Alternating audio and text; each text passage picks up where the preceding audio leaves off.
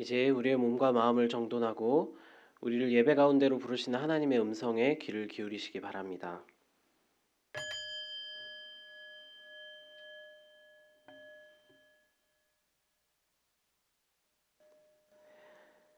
여호와를 경외하며 그의 길을 걷는 자마다 복이 있도다. 내 집 안방에 있는 내 아내는 결실한 포도나무 같으며 내 식탁에 둘러앉은 자식들은 어린 감람나무 같으리로다. 여호와를 경외하는 자는 이같이 복을 얻으리로다. 아멘.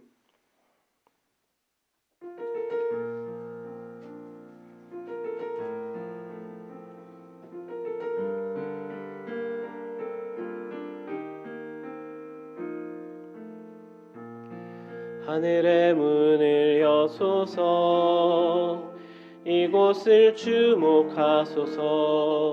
주를 향한 노래가 꺼지지 않으니 하늘을 열고 보소서. 이곳에 임재하소서. 주님을 기다립니다. 기도의 향기가 하늘에 닿으니 주여 임재하여 주소서. 이곳에 오셔서 이곳에 앉으소서. 이곳에서 드리는 예배를 받으소서. 주님의 이름만이 오직 주의 이름만 이곳에 있습니다.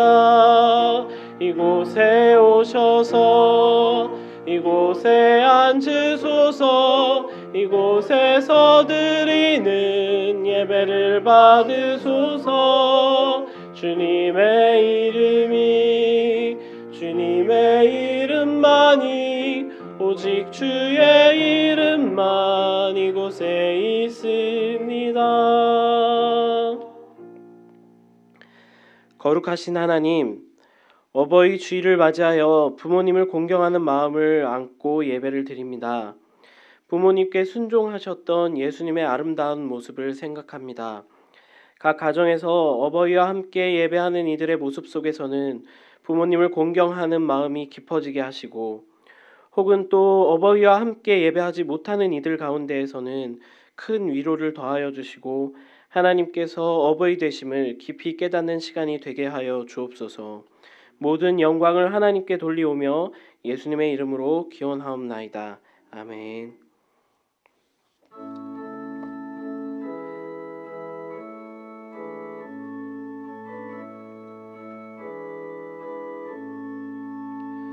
빛나고 높은 보좌와 그 위에 앉으신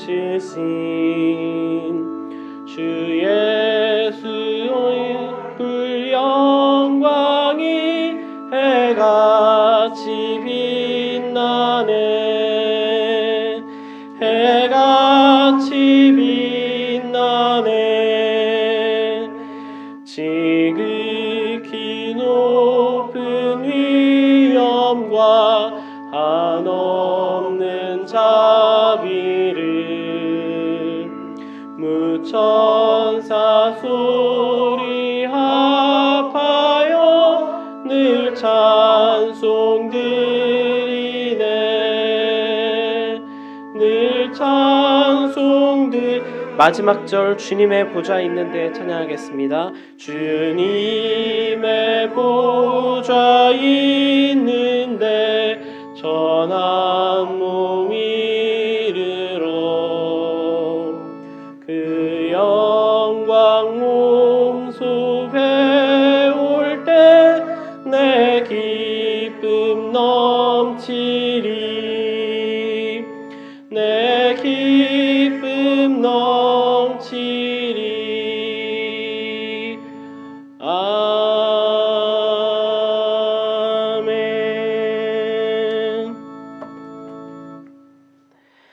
나는 전능하신 아버지 하나님, 천지의 창조주를 믿습니다. 나는 그의 유일하신 아들 우리 주 예수 그리스도를 믿습니다. 그는 성령으로 잉태되어 동정녀 마리아에게서 나시고 본디오 빌라도에게 고난을 받아 십자가에 못 박혀 죽으시고 장사된 지 사흘 만에 죽은 자 가운데서 다시 살아나셨으며 하늘에 오르시어 전능하신 아버지 하나님 우편에 앉아 계시다가 거기로부터 살아있는 자와 죽은 자를 심판하러 오십니다. 나는 성령을 믿으며 거룩한 공교회와 성도의 교제와 죄를 용서받는 것과 몸의 부활과 영생을 믿습니다. 아멘.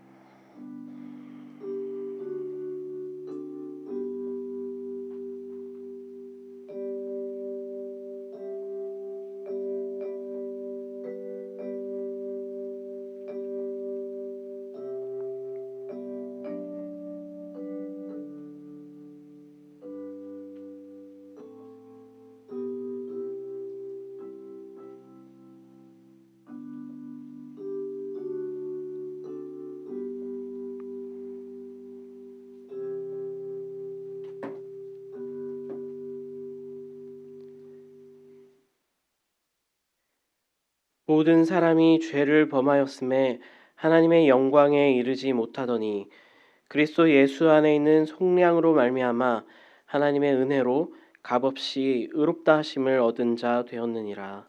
아멘.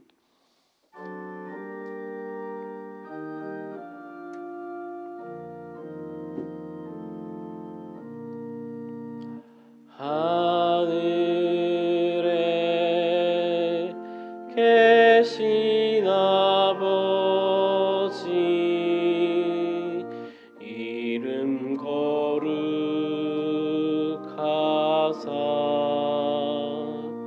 주님 나라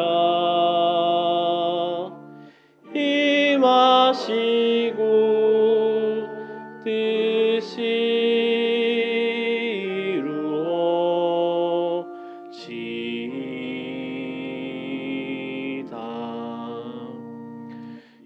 일용할 양식 주시고 우리들의 큰 죄 다 용서하옵시고 또 시험에 들게 마시고 악에서 구원하소서. 대개 주의 나라 주의 권세 주의 영광 영원히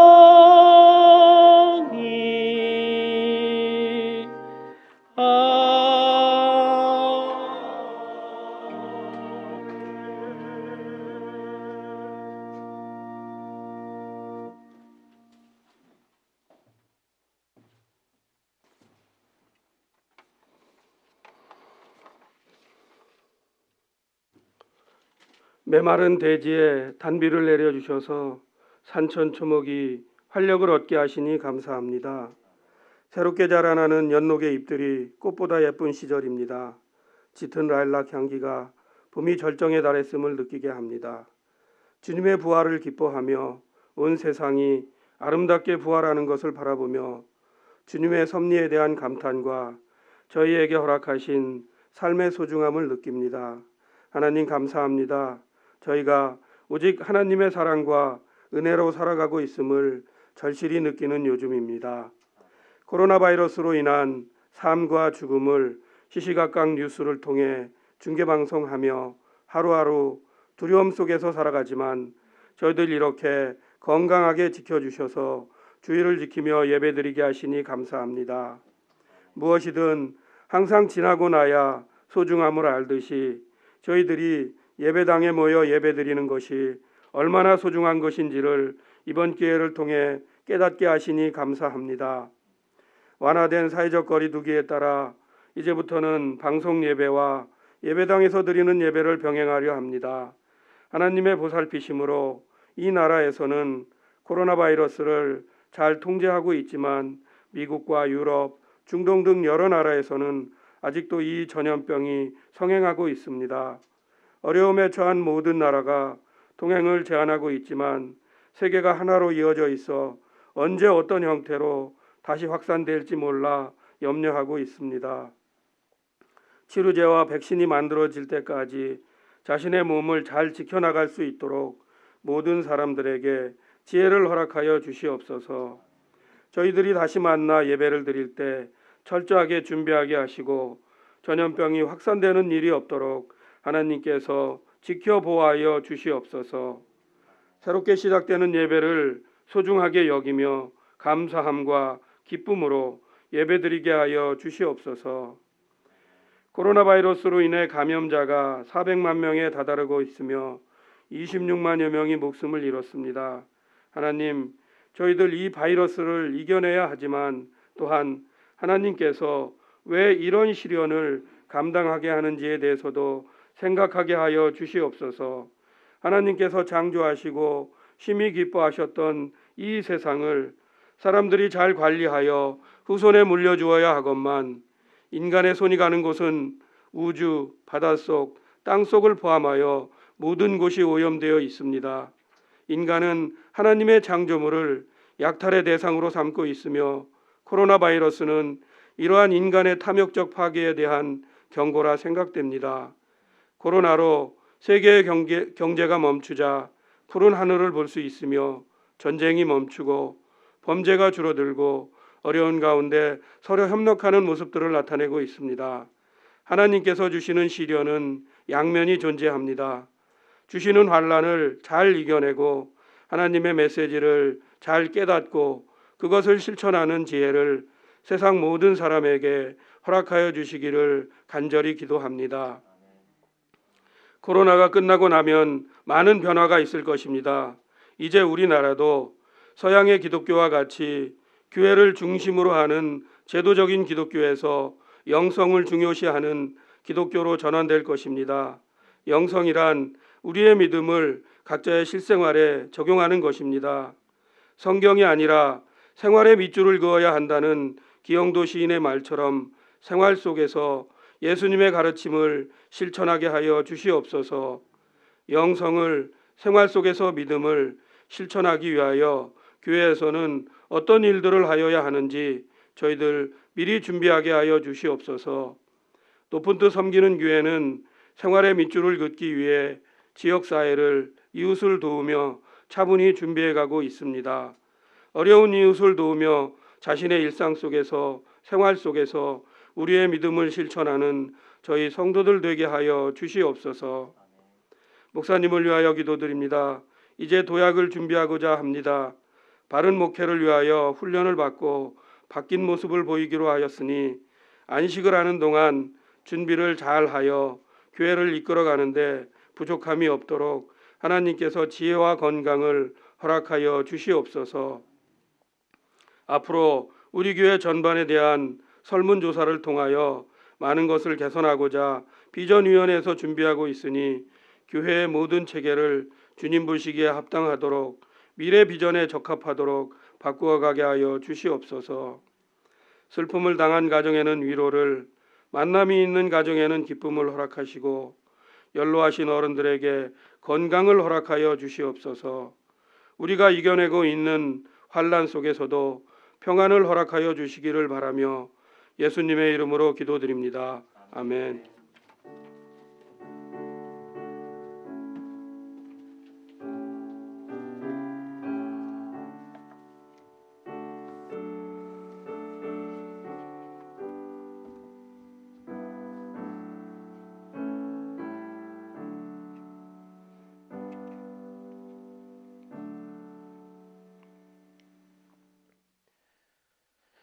오늘 우리에게 주시는 하나님의 말씀은 요한복음 21장 15절에서 17절까지 말씀입니다. 신약성경 185쪽 근처에 있는 요한복음 21장 15절에서 17절까지 말씀입니다.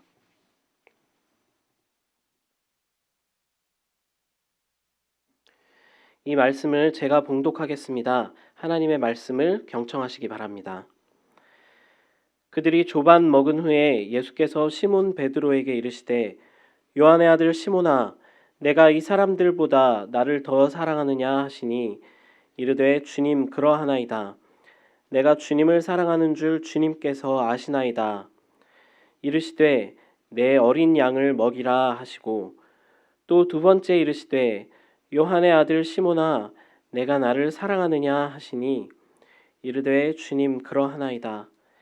내가 주님을 사랑하는 줄 주님께서 아시나이다. 이르시되 내 양을 치라 하시고 세 번째에 이르시되 요한의 아들 시몬아 내가 나를 사랑하느냐 하시니 주께서 세 번째 내가 나를 사랑하느냐 하심으로 베드로가 근심하여 이르되 주님 모든 것을 아시오매 내가 주님을 사랑하는 줄을 주님께서 아시나이다. 예수께서 이르시되 내 양을 먹이라. 아멘. 이것은 하나님의 말씀입니다.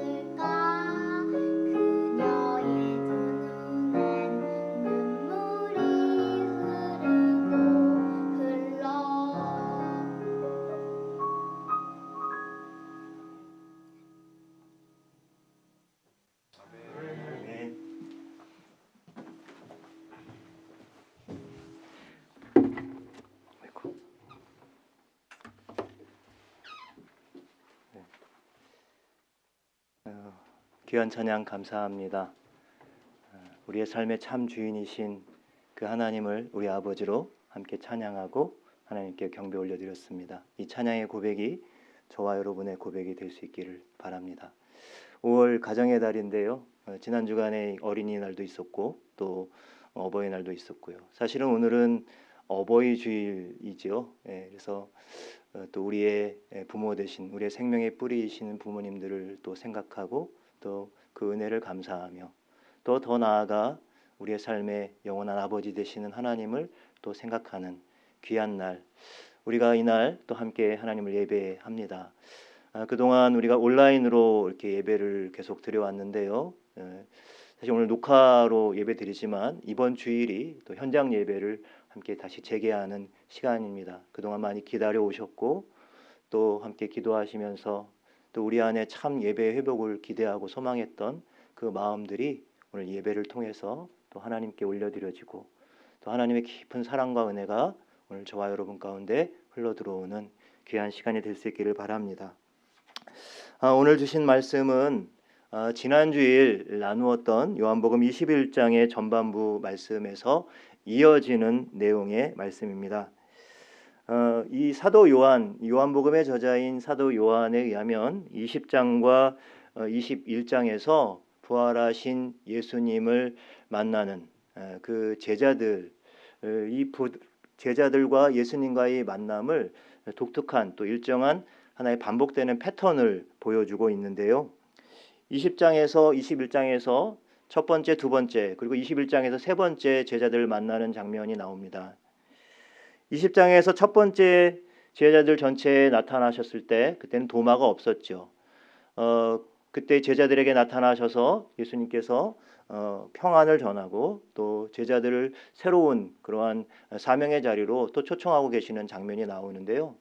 두 번째 만났을 때는 여러 사람이 있었지만 그중에 특별히 첫 번째 만남에 없었던 도마를 다시 불러서 도마에게 부활하신 자신의 몸을 보이시고 만지라고 말씀하시고 그의 믿음 없음을 또 그의 의심을 또 말씀하시면서 보지 않고 믿는 믿음이 정말 참 믿음이다라는 그런 말씀을 주시면서 이 도마의 믿음을 새롭게 하시고 또 도마가 주님을 나의 주 나의 하나님이라고 고백하는 그런 고백을 듣게 됩니다. 다시 말하면 공동체적인 만남에서 또 한 개인에게 관심이 옮겨져 가고 있었죠. 근데 오늘 요한복음 21장에서도 동일한 패턴이 나타나고 있습니다.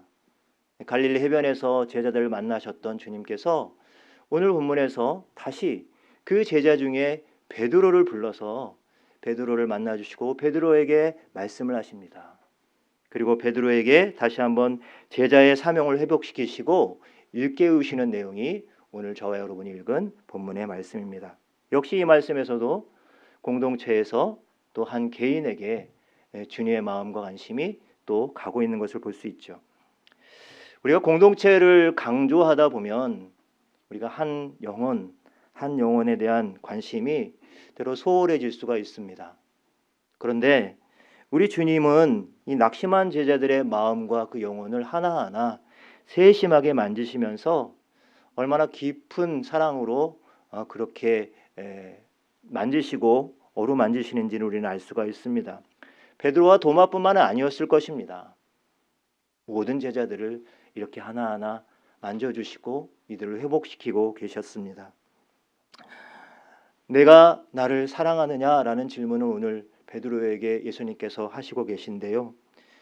여러분 흔히 우리가 가족이나 때로는 연인이나 우리 자녀들, 부모들 이렇게 함께 대화를 나누다가 가끔 이런 질문을 하지 않습니까? 너 나 사랑해? 당신 나 사랑해?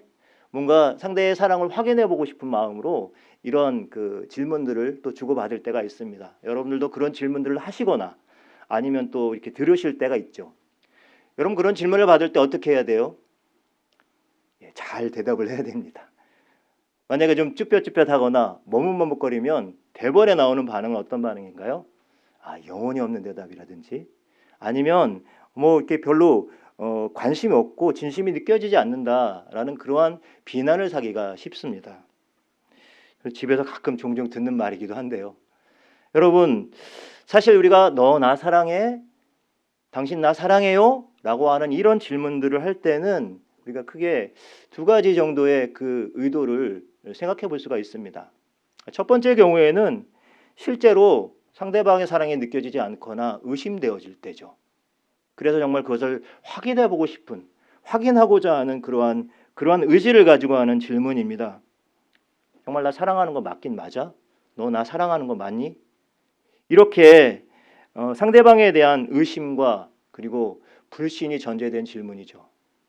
여러분 이렇게 질문하게 되면 이것은 분명히 그 결과는 비난과 갈등을 일으키게 될 수밖에 없습니다. 그러나 똑같이 당신 나 사랑해? 너 나 사랑해? 라고 하는 질문을 해도 그 질문이 어떤 의심이나 그리고 불신이 아닌 더 깊은 사랑과 더 깊은 신뢰로 나아갈 수 있는 길이 있어요. 그것은 무엇이냐면 바로 이 질문을 하는 그 상대방에 대해서 내가 먼저 더 깊은 사랑과 신뢰의 마음으로 그 마음을, 내 마음을 채웠을 때, 내가 먼저 당신을 사랑해요. 그 사랑의 마음으로 내 마음을 가득 채웠을 때 너 나 사랑해?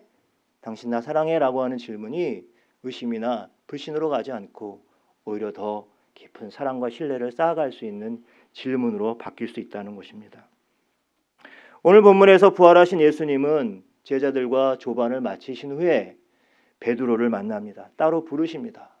그리고 내가 나를 사랑하느냐라고 하는 질문을 연거푸 하십니다. 여러분 베드로에게 있어서 예수님의 부활은 과연 어떤 사건으로 다가왔을까요?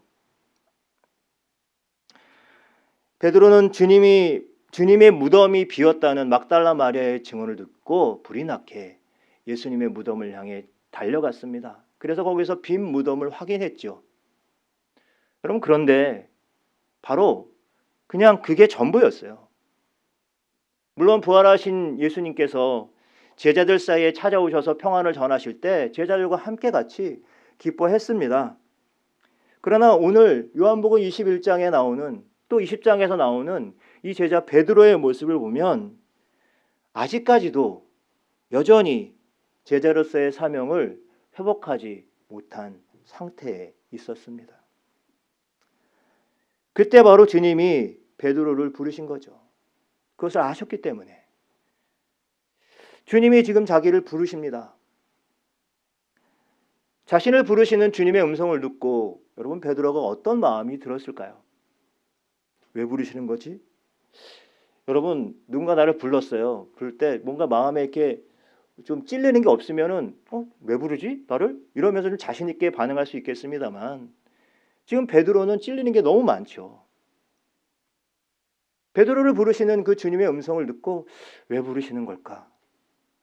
혹시 그때 그 일을 말씀하시려나? 오늘 아침에 조반을 챙겨주시면서 생선을 굽는 그 숯불을 피워놓으신 그 숯불을 베드로는 보면서 가야바 뜰에서 주님을 3번 부인할 때 보았던 그 숯불이 떠올라서 마음이 걸렸었는데 주님이 지금 부르시는 거예요, 자기를. 그러니까 덜컥 근심이 났겠죠. 근심이 되었겠죠. 아무리 빈무덤을 향해서 열심히 달려갔어도 갈릴리 해변가에서 나타나신 이가 주님이시다라는 그 요한의 말을 듣고 황급히 그 물에 뛰어들어서 헤엄쳐서 주님 앞에 빨리 왔었어도 방금 잡은 생선을 가장 빨리 주님께 갖다 드렸어도 여전히 베드로의 마음속에서는 그 차가운 밤 배신의 기억은 결코 쉽게 사라지지 않았던 것입니다. 주님은 바로 베드로의 이러한 마음을 너무나도 잘 알고 계셨어요. 그래서 오늘 본문 15절에서 보면 주님께서 이 반석이라는 이름의 베드로를 부르지 않습니다. 베드로라고 부르지 않습니다. 뭐라고 부르고 계시죠? 요한의 아들 시몬아라고 부릅니다. 3번 계속해서 요한의 아들 시몬아라고 부르세요. 여러분 생각해 보십시오. 예수님께서 너희는 나를 누구라 하느냐라고 하는 그런 질문을 제자들에게 던졌었죠. 그때 아무도 대답하지 못하고 있을 때 가서 베드로가 주는 그리스도시요 살아계신 하나님의 아들이십니다. 라는 이런 당찬 고백을 합니다. 그런데 이 당찬 고백 때문에 그 위대한 고백을 한 베드로에게 내가 이 반석 위에 교회를 세우시겠다고 주님께서 약속의 말씀을 주셨어요. 그래서 베드로, 피터라고 하는 이름이 생기게 되었던 것이죠. 그런데 이 베드로란 이름을 얻게 되었었지만 그러나 그의 고백은 결국 그 뒤에 모래알같이 흩어지기 쉬웠다는 것이 그대로 증명되었죠. 그래서 오늘 본문에서 주님은 베드로라고 부르지 않고 요한의 아들 시모나라고 부르십니다. 예수님의 부르심을 받기 이전의 이름으로 불러주신 거예요. 여러분, 그러나 이것은 결코 베드로를 책망하거나 베드로를 비난하기 위해서가 아니었습니다. 누구보다도 이 베드로의 연약함을 너무나도 잘 알고 계시는 주님께서 바로 이 베드로의 그 연약함으로부터 다시 그를 일으켜 세우시기 위해서 요한의 아들 시모나라고 이렇게 부르신 겁니다. 오늘 15절 말씀 제가 한번 읽어드리겠습니다. 그들이 조반을 먹은 후에 예수께서 시몬 베드로에게 이르시되 요한의 아들 시몬아 내가 이 사람들보다 나를 더 사랑하느냐 하시니 이르되 주님 그러하나이다 내가 주님을 사랑하는 줄 주께서 아시나이다 이르시되 내 어린 양을 먹이라 하시고. 여러분, 이 문답은 약간의 차이는 있으나만 3번이 반복되고 있죠. 여러분, 이 질문과 대답에서 우리는 사랑이란 단어가 약간씩 원래 원어의 차이가 있습니다. 그리고 양이라고 하는 단어도 양도 어린 양, 약간 큰 양, 그래서 약간의 단어의 용법의 차이는 있습니다. 그래서 이 단어가 주는 그 차이를 그리고 그 변화들로 이 베드로의 심경과 예수님의 말씀을 이렇게 다양한 각도로 해석하고 말씀을 전하기도 합니다. 그러나 오늘 저는 예수님께서 계속해서 제자들을 찾아오시고 또 도마든지 이 베드로를 회복시키시고자 하시는 그 예수님의 그 마음을 살펴볼 때 오늘 이 본문에서 예수님과 이 베드로의 3번의 이 대화, 이 문답은 예수님을 3번 부인했던 베드로를 용서해 나아가시는 과정이었음을 알게 됩니다. 여러분, 우리가 그냥 흔히 용서는 뭐 그냥 없었던 걸로 하지, 그냥 단번에 쿨하게 이렇게 한 게 용서 같지만, 그러나 진정한 용서는 그런 것이 아니라 그의 삶을 바꾸고 새롭게 하고 다시 새로운 삶의 자리로 나아갈 수 있도록 해주는 것이 바로 주님의 용서였던 것이죠. 예수님은 이 대화를 통해서 베드로로 하여금 이미 지나간 시간은 돌이킬 수 없지만 이제 앞으로 살아갈 삶의 의미를 새롭게 해주고 계셨던 것입니다. 주님은 지금 나약함과 부끄러움과 그리고 자책감에 주저앉아 있었던 이 베드로 안에 주님을 향한 사랑과 주님을 향한 그 믿음과 신뢰를 다시 일깨우시기 위해서 내가 나를 사랑하느냐라고 질문하셨습니다. 그리고 베드로는 그때마다 예수님의 물음에 마음을 다해서 대답하지요. 주님, 내가 주님을 사랑하는 줄을 주께서 아십니다. 비슷한 질문과 답이 계속되면서 여러분, 베드로의 마음속에는 예수님에 대한 그 잃어버렸던 사랑 그리고 신뢰가 차곡차곡 다시 회복되기 시작합니다. 그래서 주님께서는 그 베드로에게 내 양을 먹이라, 또 내 양을 치라, 목양의 사명을 감당시키시고, 또 19절 말씀에 보면 또 나를 따르라, 제자로서의 뒤따름의 삶을 그렇게 명령하고 계십니다. 여러분, 놀랍게도 주님에게서 우리는 베드로를 향한 어떠한 비난과 어떠한 책망도, 어떠한 의심이나 어떠한 불신도 찾아볼 수가 없습니다. 그리고 베드로도 예수님의 질문에 대해서 어떠한 변명도 하지 않습니다.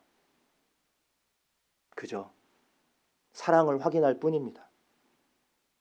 오히려 질문은 이 제자 베드로를 부끄러운 과거의 상처와 스승을 배반했던 그 배신감에 그 배신감을 통해서 온 죄의식에서부터 이 베드로를 다시 일으켜 세우고 계십니다. 결국 주님이 이 양떼를 돌보고 먹이는 제자로서의 이 소명을 다시금 회복시키시는 우리 주님의 사랑의 초대였던 것입니다. 주님은 잘 알고 계셨습니다. 베드로를 그리고 제자들을 다시 이 복음의 신실한 증인으로서 하나님의 일꾼으로서 또 양떼를 먹이는 그런 목자로서의 사명을 회복시키기 위해서 반드시 필요했던 것은 어떤 믿음이나 꿈이나 그런 비전이 아니라 바로 주님과의 깊은 사랑의 관계였다는 것이죠. 그래서 베드로에게 너 나를 믿느냐 혹은 너 나를 잘 아느냐라고 이렇게 묻지 않으시고 내가 나를 사랑하느냐라고 이렇게 물으셨던 것입니다. 왜 이렇게 주님은 이 베드로에게 집요하게 이러한 질문을 하셨을까요? 여러분, 베드로에게 무슨 어떠한 사랑의 고백을 예수님께서 기대하고 듣고 싶으셨던 것일까요? 여러분, 15절 말씀, 이 사람들보다 나를 더 사랑하느냐라고 하는 주님의 이 질문에 답이 있습니다. 여러분, 이 말씀에 보면 이 사람들보다, 그러니까 이 비교급이죠. 이 사람들보다, 아마 이 말씀은 바로 그 옆에 함께하던 다른 제자들을 의미할 것입니다. 물론 다른 번역본이나 다른 그 해석본에서는 뭐 이것이라고도 번역이 되는, 또 그렇게 해석하는 경우도 있습니다만, 오늘 말씀 속에 이 사람들은 바로 제자들이라고 볼 수가 있습니다.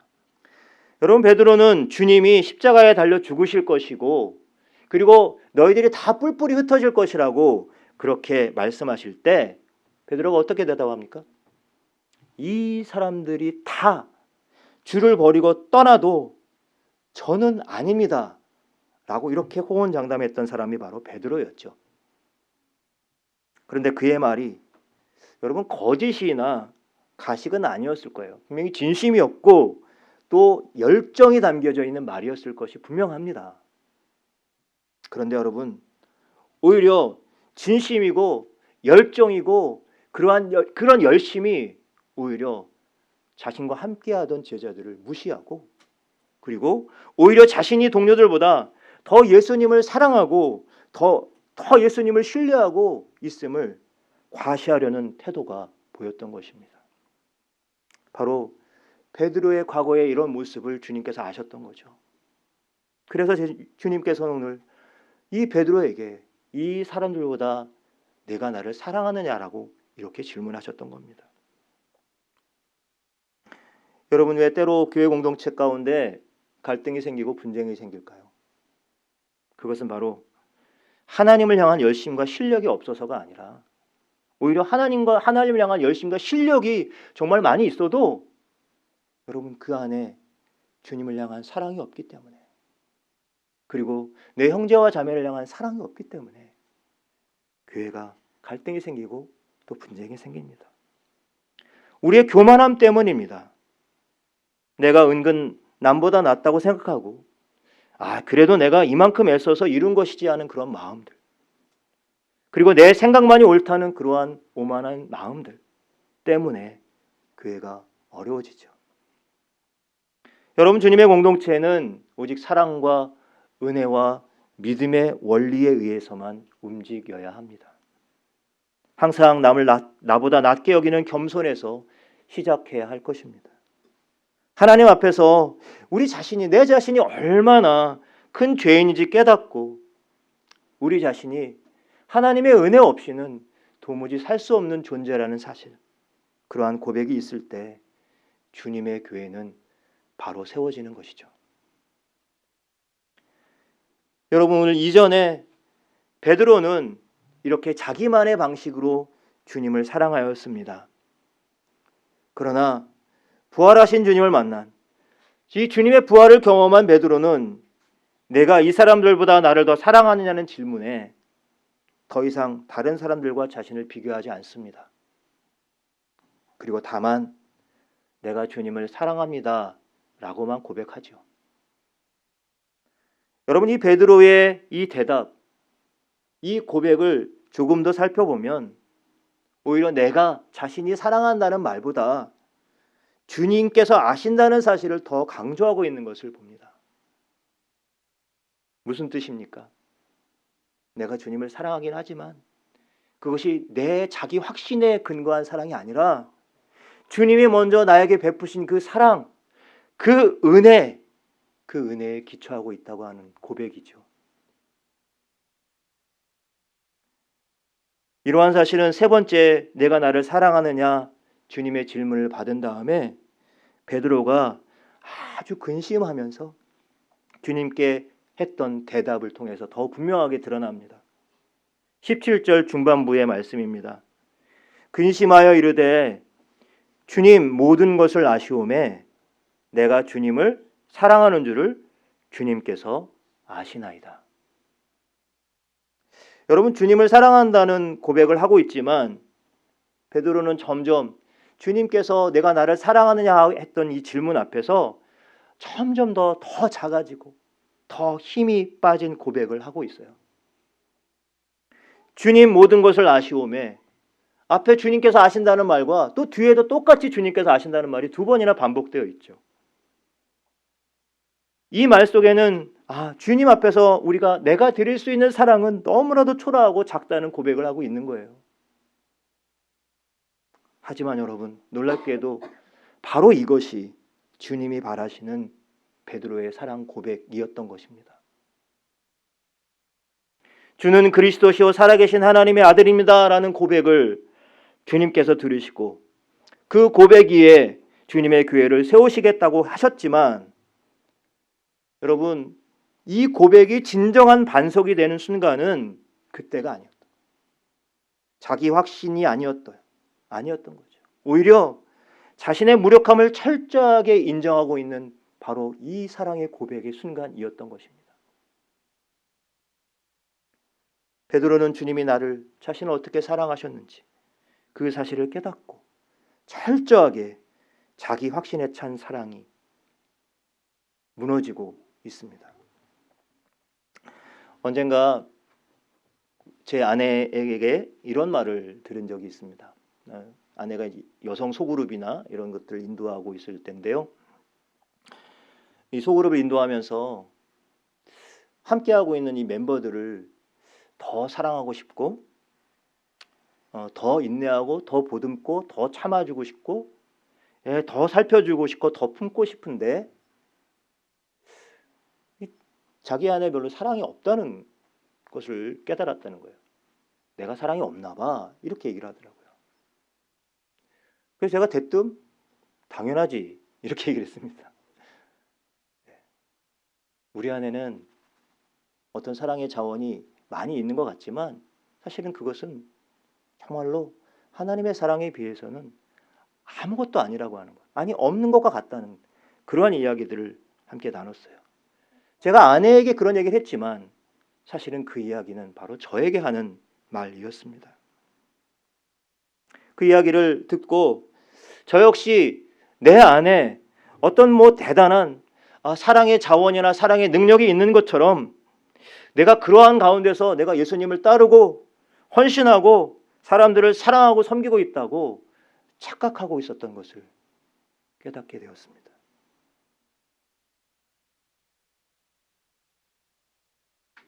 부활하신 주님을 만나기 전에 이렇게 자기 확신에 찬 모습으로 예수님을 따르고 헌신하고 사랑할 수 있을 거라고 생각한 베드로가 바로 내 안에 있었던 것이죠. 여러분, 요한은 예수님과 베드로가 나눈 이 대화를 통해서 바로 당시의 교회와 그리스도인들에게 그리고 또 오늘 저와 여러분들에게까지 겸손하게 자기를 낮추는 사랑이 없이 그저 자기 확신에 찬 교만한 확신과 교만한 마음으로 가지고 보이는 열심과 그 헌신이 얼마나 우리의 영혼에 치명적인지 또 우리의 공동체를 파괴하는지를 경고하고 있습니다.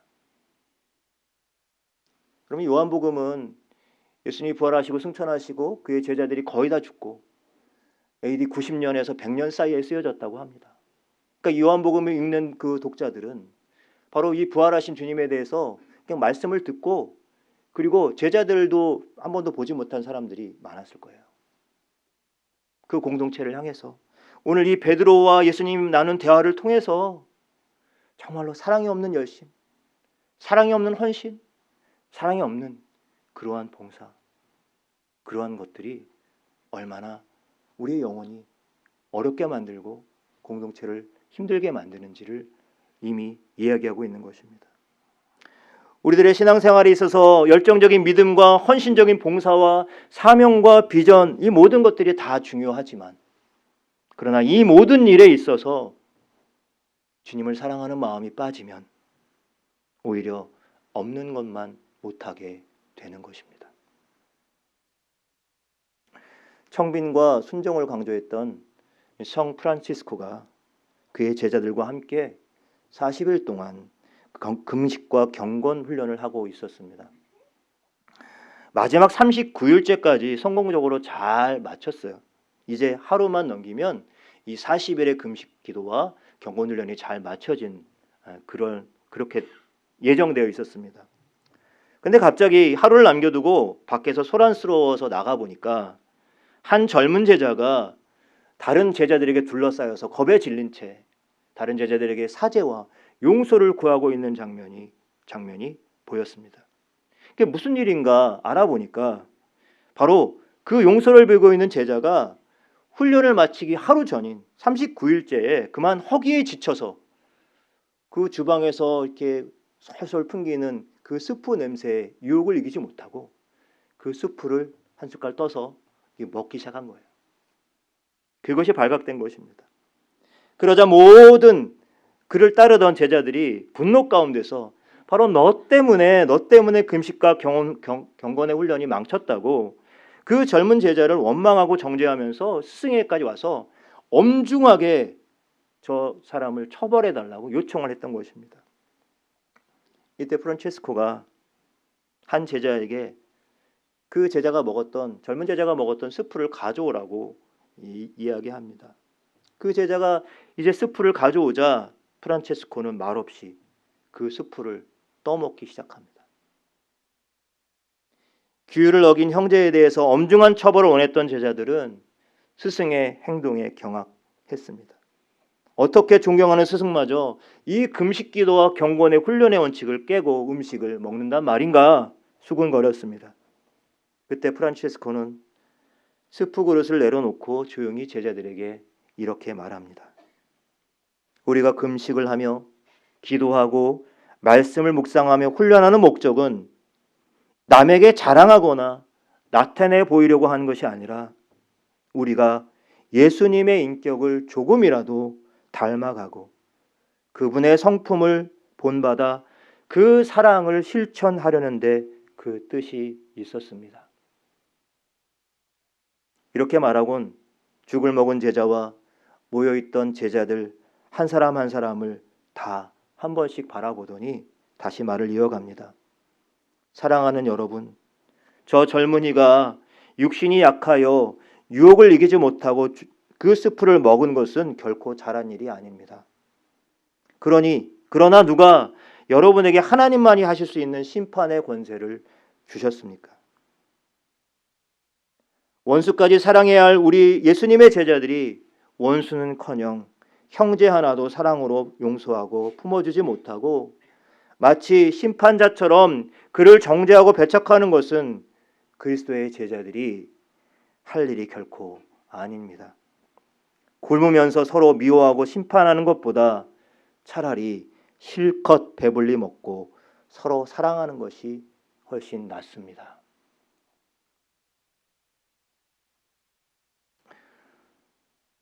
우리 장로님도 기도하셨지만 코로나 이후에 변화된 세상 또 변화될 세상에 대한 논의가 지금 한창 막 홍수처럼 막 쏟아져 나오고 있습니다. 대안 없는 감염병 같은 재난의 위협이 이제는 어쩌다 생기는 일이 아니라 일상이 될 것이라는 예측도 있고요. 그런 세상에서 과연 우리는 어떻게 생존하고 어떻게 살아갈 것인가? 이런 문제는 이제 오늘을 살아가는 이들이라면 누구도 예외일 수 없게 되었습니다. 많은 사람들이 예측하기를 앞으로의 세상이 사람들이 더 각자 도생, 각자 개인의 삶에 그 추구하고 그 개인적인 그런 삶에 몰두할 것이다라고 이야기합니다. 우리가 이렇게 비대면 온라인으로 하는 이러한 세상에 갇히게 될 것이고, 그리고 실제로 경제적인 양극화는 이전보다 더 깊어질 것이다 라는 이러한 예측들을 하고 있죠. 그런데 그러한 세상일수록 사람들은 더 사랑에 갈망하고 목말라하고 서로 더 연결되기를 간절히 바라고 기대한다는 것입니다. 여러분, 이러한 코로나가 가져다준 변화 속에서 과연 오늘 그리스도인들과 교회는 이러한 사랑의 소명을 제대로 감당할 수 있을까요? 그동안 보여줬던 한국 교회와 우리 그리스도인들의 모습을 한번 돌아보십시오. 이러한 사랑의 소망을 기대하는 그러한 공동체고 그러한 존재들이었던가요? 오히려 나와 다르다면 오히려 그것을 판단하고 정죄하기에 더 앞서고 마치 하나님이 된 것처럼 그런 심판자의 자리에 서려고 하지는 않았습니까? 그래서였던가요? 한국 교회와 그리스도인들은 오히려 세상과 담을 쌓고 있는 것처럼 그런 느낌으로 세상 사람들에게 비춰지고 있는 모습들을 우리는 보게 됩니다. 여러분, 이런 세상 속에서, 이런 상황 속에서 그리스도를 따르는 제자로서 복음의 증인으로서의 삶을 살아가기 위해서 우리가 해야 할 일들은 과연 무엇이겠습니까? 오늘 주신 말씀을 통해서 우리는 그것이 바로 먼저 더욱더 주님을 사랑하는 일임을 깨닫습니다. 단지 보여지는 종교 생활로서가 아니라 그냥 자신의 사랑 없음을 인정하고 주님이 과연 어떤 사랑으로 우리를 사랑하셨는지 그 사랑을 온전히 먼저 깨닫는 것입니다. 그리고 그 사랑으로 내 삶을 채우고 그 사랑이 내 삶을 통해서 누군가에게 위로가 되고 누군가에게 소망이 되고 누군가의 사랑이 되는 삶을 살아가는 것이죠. 우리 주님은 한없이 높으시고 강하시고 영광스러운 분이셨지만 십자가를 통해서 한없이 작아지시고 한없이 낮아지시고 자기를 비우신 약함으로 모든 이들을 사랑해 주셨습니다. 주님은 바로 오늘 그 사랑의 자리로 베드로와 제자들을 초청하셨습니다. 그리고 오늘 저와 여러분도 그 사랑의 자리로 초대하고 계신 줄로 믿습니다. 주님을 따르기로 다짐하는 우리는 그분의 낮아지심과 그 약함을 통해서 모든 이들을, 특별히 오늘 우리 시대에 고통받는 이들을 그 주님의 마음으로, 주님의 그 약함으로 품어 안고 사랑할 줄 아는 저와 여러분들이 되시기를 간절히 축원합니다. 기도하겠습니다. 주님, 내가 나를 사랑하느냐? 갈릴리 해변에서 베드로에게 하신 질문이 바로 오늘 우리들에게 하시는 질문으로 받게 하여 주옵소서. 우리들 역시 주님 앞에 설 수 없는 교만하고 연약하고 부끄러운 죄인이었음을 깨닫게 하여 주옵소서. 그럼에도 불구하고 주님 사랑하셔서 바로 오늘 우리들의 삶의 자리, 그 낮은 자리까지 친히 내려와 주셔서 우리와 함께 해주셨습니다. 우리와 함께 동행해 주시고 우리를 다시 영광스러운 하나님의 백성의 자리로 끌어올려 주시기 위해서 우리 가운데 오셨습니다. 주님, 오늘 이 아침에 2000년 전 갈릴리 바닷가의 그 아침이 되게 하여 주시옵소서. 베드로처럼 이 사랑에 우리 자신을 완전히 내어 맡기는 자들이 되게 하옵소서. 이 사랑에 힘입어 아래로는 사람을 향하여 위로는 하나님을 향하여 우리의 사랑이 매일매일 더 깊어지고 넓어지게 하옵소서. 이 사랑 속에 사랑과 주님을 바르게 사랑하는 기쁨과 감격을 맛보게 하여 주시옵소서. 이 사랑에 힘입어서 주님 닮은 사랑의 사람이 되어가는 행복을 누리게 하여 주시옵소서.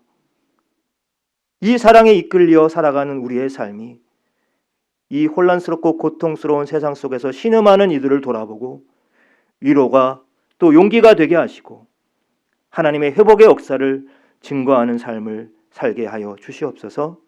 예수님의 이름으로 기도합니다. 아멘.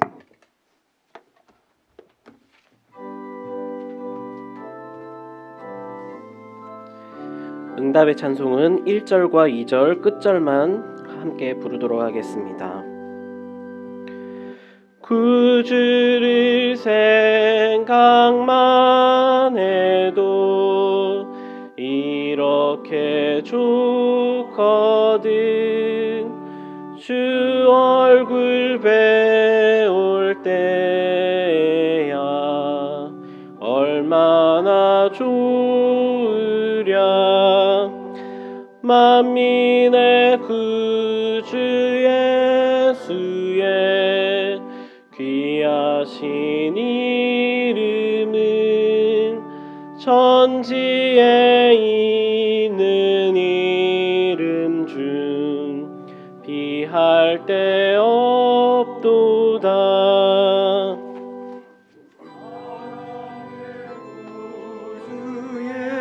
예수여 내 기쁨 되시고 이제로부터 영원히 영광이 되소서.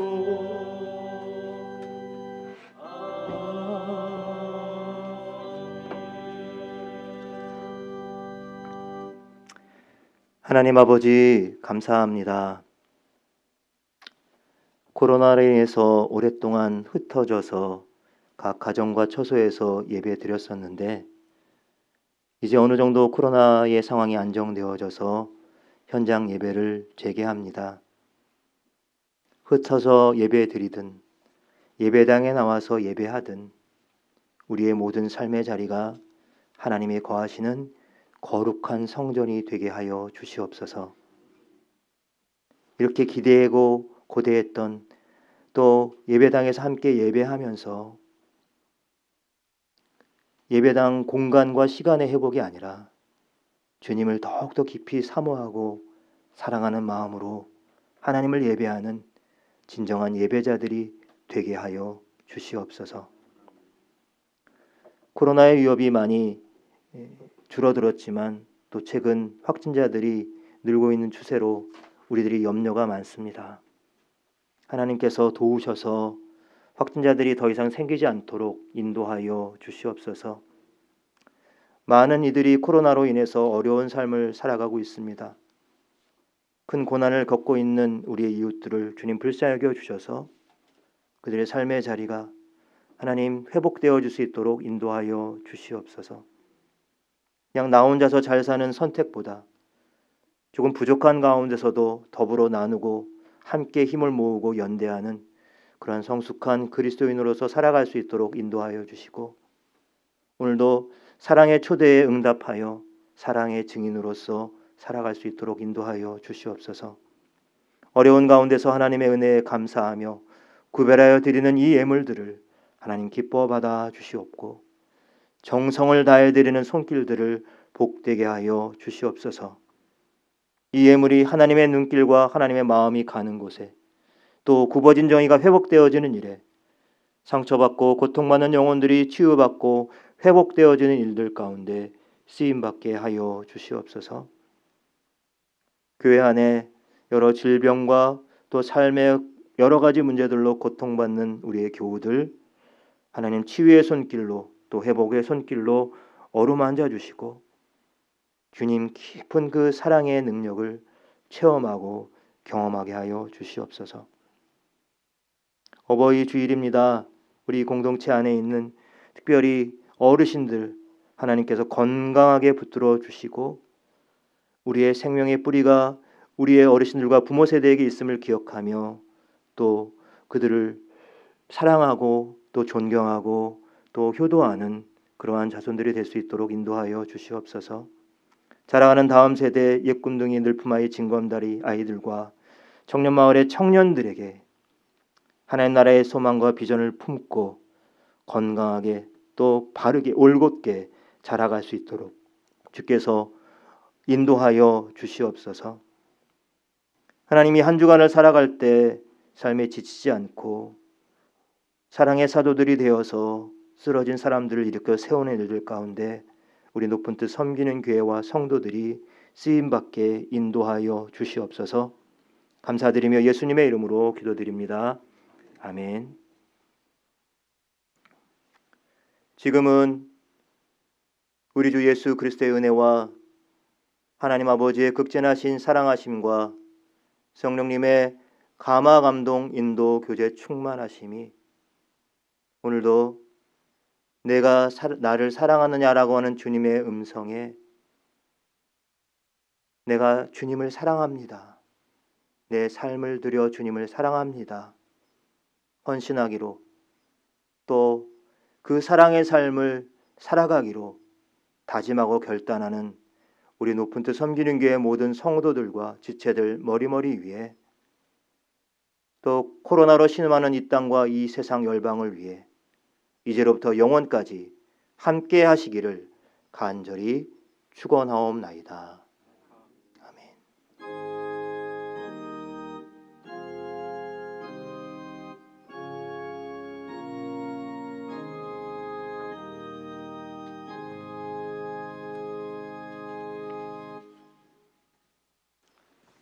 아멘. 예, 2020년 5월 10일 부활절 5번째 주일 예배를 모두 마쳤습니다. 오늘도 또 이렇게 현장에서 함께 또 예배하는 반가운 얼굴들을 볼 수 있어서 너무 좋은데요. 또 아울러 또 흩어져서 예배하는 우리 모든 성도님들 가정과 처소마다 또 하나님의 은혜와 평강이 함께 하시기를 바랍니다. 교회 소식들 몇 가지를 전해드리겠습니다. 계속해서 성경 읽독 캠페인은 예정대로 진행이 됩니다. 역사서 2번째 시간 갖고 있습니다. 우리 교회 전체 카톡방을 통해서 좀 최근에는 계속해서 매일매일 성경 읽기 분량들을 카톡에 공유하고 있습니다. 성경 통독표 또 일정들을 따라서 함께 말씀의 자리에 함께 해주시기를 부탁을 드리겠습니다. 그리고 온라인 헌금 여러 가지 코로나 상황 때문에 지금 이러한 비상적인 상황이지만 이제 좀 점차 현장 예배가 재개되면 또 회복되리라고 생각합니다. 하지만 여전히 또 온라인으로 헌금하기 원하시는 분들께서는 주보 하단에 있는 온라인 계좌를 통해서 정성껏 준비해서 하나님께 올려드리시길 바랍니다. 또 기타 헌금안 안에 주일이면 주일 또 선교 헌금 그 외에 여러 가지 또 기타 이삭죽기 헌금 등 우리의 어떤 사역들을 위해서 드리는 그런 헌금도 여러분 잘 준비해서 또 하나님 앞에 올려드릴 수 있기를 바랍니다. 이번 주일부터 우리 현장 예배가 부분적으로 재개됩니다. 주일 예배는 오전 11시에 한 번만 드리게 되겠습니다. 물론 이 상황들이 또 변화되면 좀 약간의 변동이 있겠습니다만 당분간 오전 11시에 한 번만 예배 드리는 거 기억해 주시고요. 예쁜 마을의 예배와 오후 찬양 예배 및 기타 그 외 모임들은 당분간 하지 않습니다. 특별히 예쁜 마을의 예배는 우리 아이들의 초중고등학교 학생들의 마지막 최저학년들 마지막 그 등교 일정에 맞춰서 그 이후에 다시 재개할 예정에 있습니다. 그런데 엊그저께 지금 또 확진자가 생기는 바람에 등교 일정에 좀 변화가 생길 수 있을 것 같습니다만 아무튼 그 일정에 따라서 예쁜 마을의 예배 모임 일정들이 변경된다는 것 기억해 주시길 부탁을 드리겠습니다. 다른 모임들이 없기 때문에 가능하면 예배 후에 바로 또 귀가해 주시고요. 또 공동 식사나 교회에서 김밥이나 이런 것들도 당분간 제공하지 않는 것 양해해 주시기를 부탁을 드리겠습니다. 예배 참석이 어려운 성도들을 위해서 예배 영상은 계속해서 주일 오전 9시경에 제공되겠습니다. 온라인으로 예배 드리시길 원하시는 분들께서는 이 녹화 영상을 이용하시면 되겠습니다. 그리고 토요일 오전 11시에 녹화를 위한 예배도 함께 드리고 있는데요. 이 예배 때도 여러분들이 원하시면 신청하셔서 예배 현장 예배로 참여하실 수 있게 되겠습니다. 기억해 주시고요. 예배에 참석하실 성도들께서는 이미 한번 하셨으니까요. 카톡을 통해서 여러분 사전 예배 등록 신청을 해주시기 바랍니다. 어떤 자격을 제한하기 위한 그런 것들이 아니라 이렇게 오시면은 교회에서 이 수용 능력이나 또 이런 것들을 감안해서 조치를 취해야 되기 때문에 이렇게 파악을 먼저 하고 있습니다. 조금 더 상황이 풀리게 되면 이러한 상황도 가지 않겠습니다만 당분간은 여러분 사전 예배에 참석 신청을 해주시기를 부탁을 드리겠습니다. 특별히 당부하기는 최근 몸에 이상 증세가 나타났거나 아시겠지만 기저질환이 있으신 분들, 해외 방문 이력이 있으신 분들께서는 가능하면 꼭 온라인 예배를 여러분 꼭 드려주시기를 부탁을 드리겠습니다. 이번 주부터 수요 기도회와 토요 기도회는 재개하겠습니다. 다만 수요 기도회 때도 당분간 이 찬양대를 이렇게 운영하지는 않겠습니다. 그래서 기억해 주시고요. 아무래도 이제 공간적으로는 이렇게 좀 여유로우니까요. 수요 기도회나 토요 기도회에도 오셔서 함께 말씀과 기도회 자리에 함께 참여해 주시길 부탁을 드리겠습니다. 교회에서 그동안 우리 당회원으로서 또 수고하고 또 헌신해 주셨던 두 분 우리 장로님께서 5월 10일 주일로 시무 종료 성안이 됩니다. 6년 담임이 되겠는데요. 김성 장로님하고 이필도 장로님께서는 2014년 5월 10일에 취임하시고 각각 또 이제 임직이 되셨습니다. 그래서 6년이 정확히 되는 5월 10일 이번 주 안에 시무 종료, 우리 당회원으로서의 이제 그 정책 결정이나 이런 데 관여하지 않으십니다. 다만 이것이 은퇴가 아니라 또 재직의 일원으로서 또 교회에 또 섬기고 또 각자의 역할들을 또 감당해 나가실 것입니다. 그동안 애쓰고 수고해 주신 우리 두 분 장로님께 다시 한번 감사의 말씀을 드리고 또 다른 새로운 또 헌신의 자리 속에서 함께 또 주님의 몸된 교회를 같이 세워갈 수 있도록 여러분 함께 기도해 주시기를 부탁을 드리겠습니다. 다음 주 기도자 안내에 뒤에 주보에 광고되어 있는 것 기억해 주시고 참고해 주시기를 바라겠습니다. 다른 광고 없습니다. 이상으로 모든 광고를 마치도록 하겠습니다. 마지막 찬양도 생략하도록 하겠습니다. 감사합니다.